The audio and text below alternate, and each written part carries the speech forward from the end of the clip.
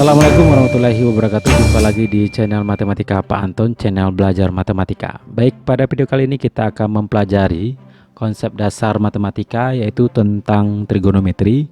Dan ini adalah video bagian yang pertama. Oke, sebelum kita mulai jangan lupa untuk mengklik subscribe dengan loncengnya agar channel ini terus berkembang lebih baik lagi. Dan jika ada pertanyaan silakan isi kolom komen. Oke, kita lihat konsep dasar pertamanya. Oke, kata trigonometri itu berasal dari dua kata, yaitu trigonon, ya, yang artinya adalah tiga sudut, ya. Kemudian ada metron, ya. Di kata metri ini metron diambil, yaitu artinya mengukur, ya.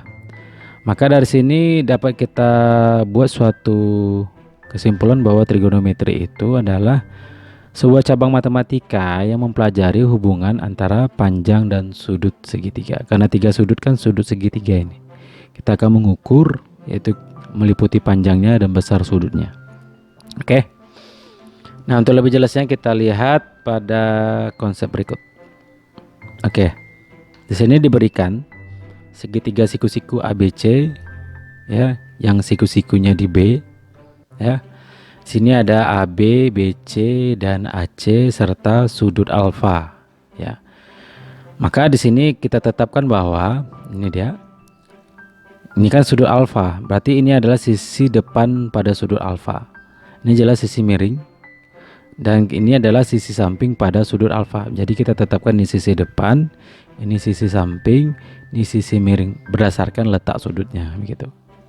Nah, berbicara segitiga siku-siku, maka dia tidak luput dengan konsep teorema Pythagoras, yaitu dalam ini kan sisi miringnya adalah M, sisi depannya kita tulis D, sampingnya S, maka bentuk teorema Pythagorasnya adalah M kuadrat itu sama dengan D kuadrat ditambah S kuadrat. Nah, untuk istilah yang pertama pada trigonometri ada istilahnya sinus. Nah, ini dia yang biasa disingkat dengan sin, ya, yaitu perbandingan sisi depan dengan sisi miring. Jadi depan dengan miring ini disebut dengan sinus, perbandingan sisi depan dan sisi miring. Nah, sisi depannya adalah AB dan miringnya adalah AC, atau boleh kita tulis AB itu kan D, berarti ini D, miringnya M.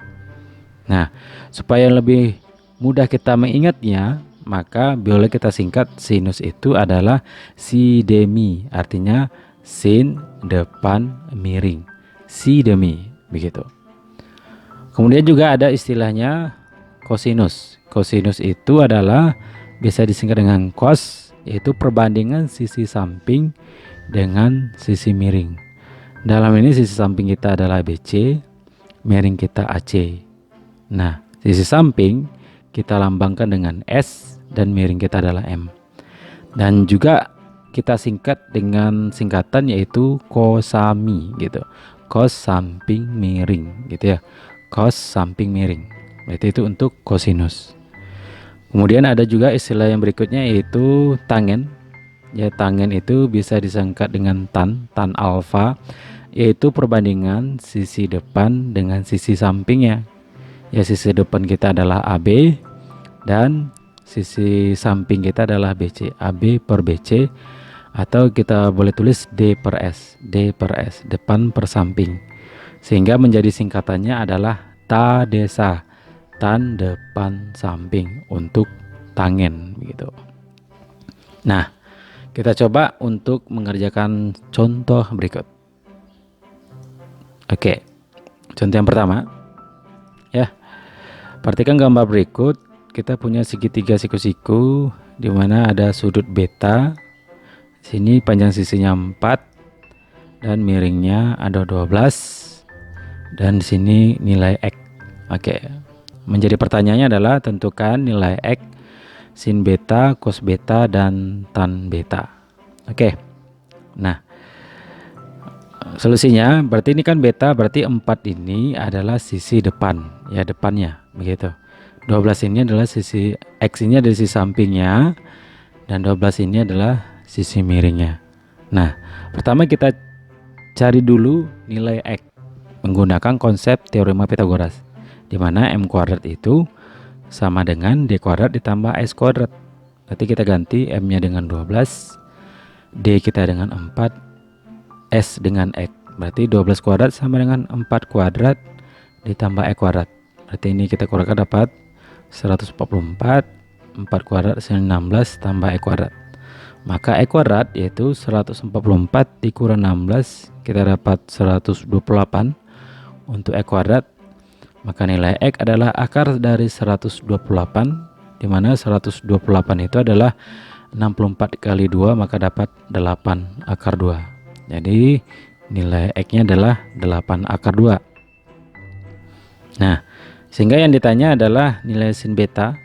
Kita tahu tadi sin itu adalah si demi, ya, depan per miring. Berarti depan kita adalah 4, miring kita adalah 12.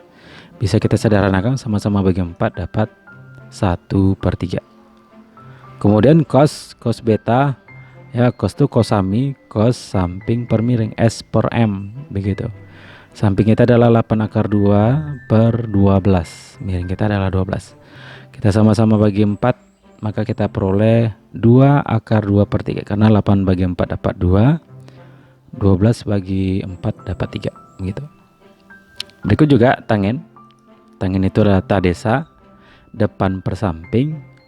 Depan kita adalah 4, berarti 4 per 8 akar 2, ya. Maka bagi 4 berarti dapat 1 per 2 akar 3. Kita rasionalkan dengan mengalihkan dengan akar 3 per akar 3. Maka kita peroleh akar 3 per 6. Kenapa? Karena akar 3 kali akar 3 adalah 3. Kita kali 2 dapat 6. Begitu. Jadi kita menggunakan prinsip trigono dengan mengingat singkatan-singkatan tadi, begitu. Oke, kita lihat contoh yang kedua. Sini, jika nilai cos alfa adalah 5/13 dan alfa adalah sudut lancip, tentukan nilai sin alfa dan tangen alfa. Oke, solusinya tadi pada contoh yang pertama kita diberikan gambar segitiga siku-siku. Nah, pada soal ini kita hanya diberikan salah satu nilai perbandingan trigonometri, yaitu nilai cos, yaitu 5/13. Oke, cos alfa adalah 5/13 dan kita tahu singkatannya adalah cosami, samping per miring. Maka dari itu kita bentuk segitiga bantunya, itu segitiga siku-siku dengan sudut alfa, ya, dimana sampingnya 5, miringnya 13. Ya, ini kita sisi depan. Nah, ini miringnya 13 dan sampingnya adalah 5. Tentu kita akan mencari nilai depannya dengan menggunakan konsep teorema Pythagoras, ya, dimana M kuadrat sama dengan D kuadrat ditambah S kuadrat. Nah, maka kita ganti M nya dengan 13. 13 kuadrat sama dengan D kuadrat ditambah 5 kuadrat, karena samping kita 5. Maka kita dapat 169 sama dengan D kuadrat ditambah 25, yaitu 169 dikurang 25 sama dengan D kuadrat, dapat 144. Untuk sama dengan D kuadrat, maka D sama dengan akar dari 144, yaitu 12. Begitu. Nah, karena D kita 12, maka bisa kita cari nilai sin dengan tangen.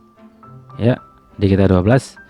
Maka sin itu kita tahu tadi singkatannya si demi, berarti depan kita 12, miring kita 13. Ya. Kemudian tangen juga, tangen itu tadesa, depan kita 12 dan samping kita adalah 5.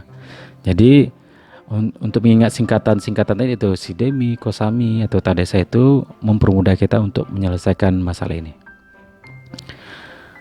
Oke, kita lihat contoh yang ketiga. Ini dia. Ini soal UMPTN 2001 atau UTBK untuk zaman sekarang, ya. Ya.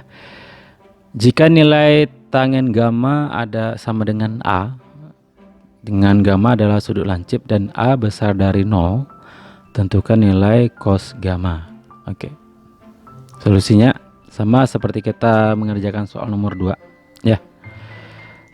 Di sini tan gamma adalah A. Nah, A ini boleh kita tulis menjadi A/1, begitu, ya. Karena nilai A kan A bagi 1 kan tetap A. Nah, kita ingat tangen itu adalah tadesa, depan per samping, begitu. Kemudian kita buat segitiga bantunya, segitiga siku-siku dengan sudut gamma, ya, dimana depannya adalah A, samping kita adalah 1.